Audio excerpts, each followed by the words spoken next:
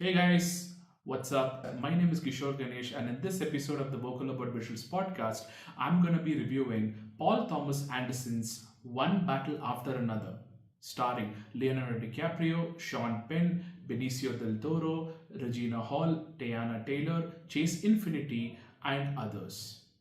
Before I begin this review, just a reminder that you can read the written version of this review on the Vocal About Visuals Substack linked in the description below. Now, to begin with, this movie's vibe reminded me of another movie that came out last year, Civil War. A dystopian America with a crumbling democracy serves as the backdrop of a human story.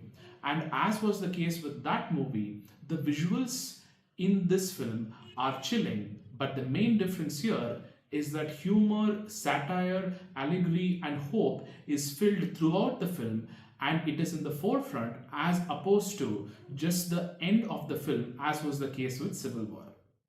There is a lot of goodwill and press for this movie, with movie making greats such as Spielberg and Scorsese going gaga over it. At least that's what I have seen. And I think come the award season, this film is surely going to get nominated a ton.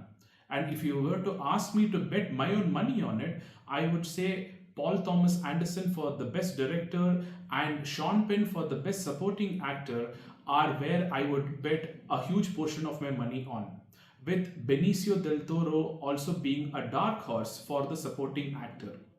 We'll get to the performances, but before that, a small request. If you are among the 90% of the folks who are watching this and have not yet subscribed, please do subscribe and like this video, because a YouTube channel doesn't just run on passion. It runs on engagement that I get from my dear viewers. It doesn't cost you a dime, but for me, it means the world if you were to subscribe and like this video. I'm on the road to hit 1,000 subscribers by the end of the year, so please do help me out. Now, a wee bit of promotion to sustain this channel. I share some affiliate links for products in my WhatsApp channel called Conscious Consumption, which you'll find linked in the description below. If you end up buying something through those links, I may earn a small commission at no extra cost to you. That support really helps keep the channel going. For now, the links are for India, and UK and US ones are on the way. Now, with that out of the way, let's get back to the review. Let me get in a few words for PTA or Paul Thomas Anderson. I saw in the marketing for this movie, he mentioned that he has been working on this film for about 20 years now. The movie is based on a book called Viceland that came out in 1990. And from the 2000s onwards, he has been trying to make this film, and it has finally seen the light of day in 2025.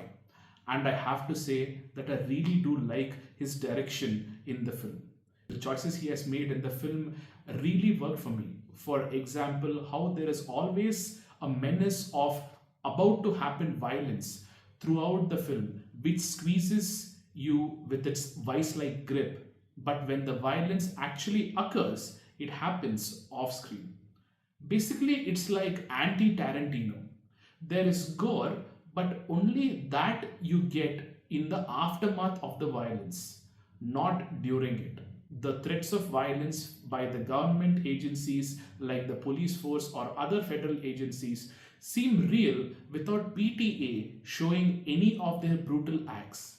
Just the idea of an army unit showing up and interrogating high school children during their dance of all days, well, the idea itself is scary enough without having thrown a single punch or having fired a single bullet. Even when PTA fully commits to showing death or gore on screen, it is brief. Now, I don't know if that's his choice or the Indian censor boards, but I would like to believe that I got to see most of this movie. Bullets and punches are not the only kind of violence that's there. There is also the mental violence that's inflicted on a child by their father, or on immigrants by the authorities. You are sitting there and thinking, oh my god, they're going to die. But then PTA applies a balm on your unsettled state by showing that humor and human ingenuity are the antidotes to tyranny and injustice. And speaking of antidotes, let me segue into the writing of this film. As I already mentioned, the hope factor is really strong in this movie. The movie begins with a revolutionary group fighting, and for the majority of the film, we see how ineffective their actions actually are in creating any lasting change. I think that's also PTA's philosophy, wherein he conveys the message that resisting tyranny needs to happen from within the system.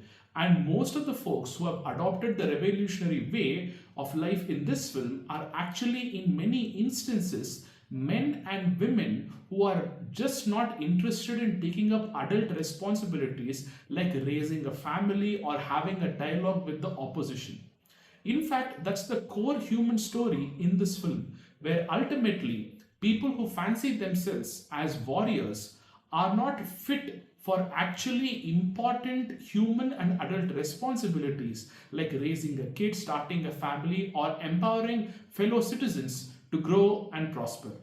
They are largely selfish people who claim that they are fighting for a larger cause, but actually they are fighting to be free from being a full functioning, contributing member of society and an adult.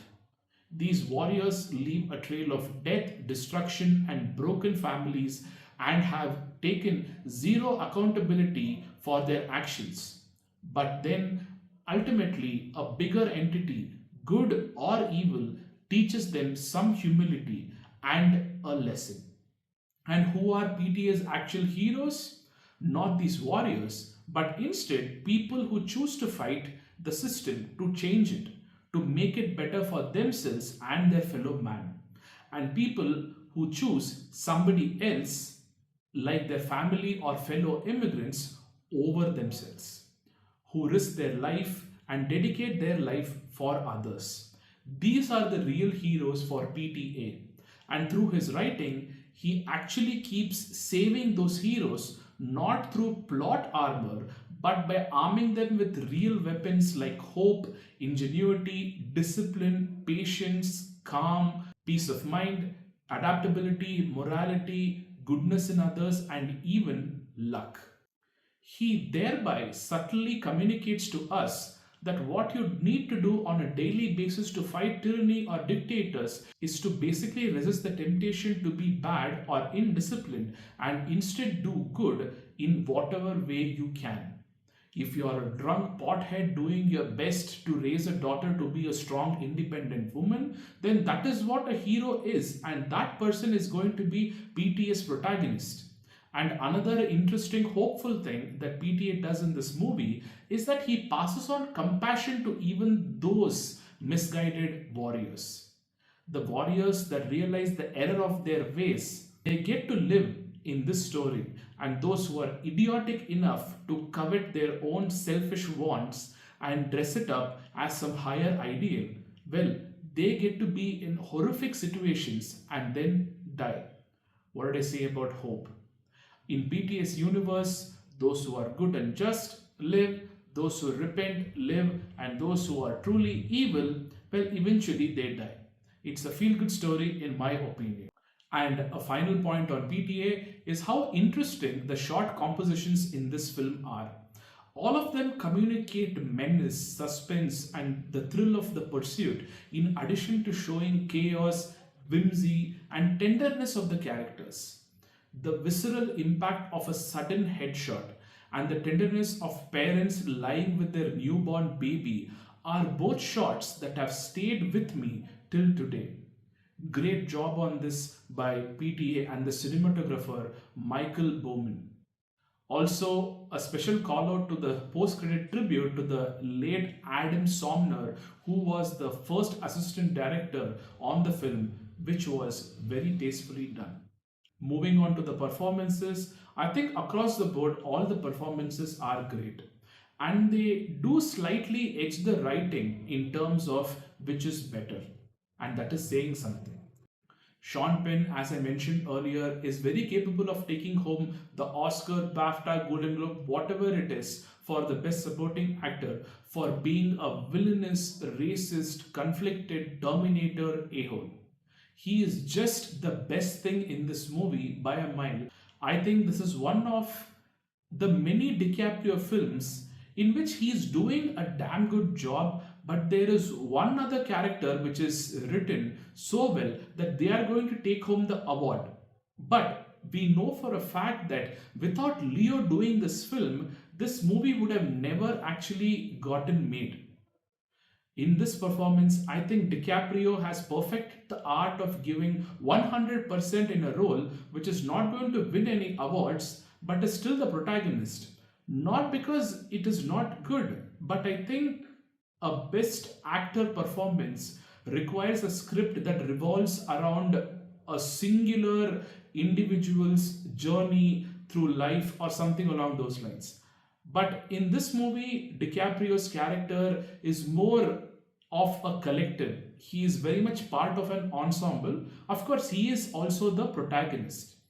So that is why I make the statement that maybe he's not going to get the awards, but for sure he is really, really good in this. His performance here as Bob, the pothead and drunk single parent on the one hand, and the paranoid kind of a doomsday prepper on the other is amazing, memorable, and extremely enjoyable. I think I'm slowly turning into a DiCaprio fan beyond just respecting him as an actor. Teyana Taylor's loud portrayal of a revolutionary that refuses to get confined by societal norms is good to hear as an idea, but the performance was lacking in nuance for me. On the other hand, the performances of the other three supporting actors, or would Chase Infiniti be classified as a lead actress? I'm not really sure. The other three performances of Benicio del Toro, Regina Hall, and Chase Infiniti had a ton of range and nuance in them. Benicio del Toro, in my opinion, can also be a dark horse nomination for the best supporting actor, and he can actually win it. All in all, One Battle After Another is a film which takes its place in a list that, as far as DiCaprio and PTA are concerned, features one great movie or film after another. If you haven't caught it yet, please do make it a point to watch this movie. Once again, my name is Kishore Ganesh. This is the Vocal About Visuals podcast, and thank you, my dear viewers, for giving me your time. Please do give this podcast a follow on your preferred podcast platforms and most importantly on YouTube. And if you want to hear my thoughts on film, TV, and anime beyond the medium of video, please do subscribe to my social media channels, which will be linked in the description below. Thank you.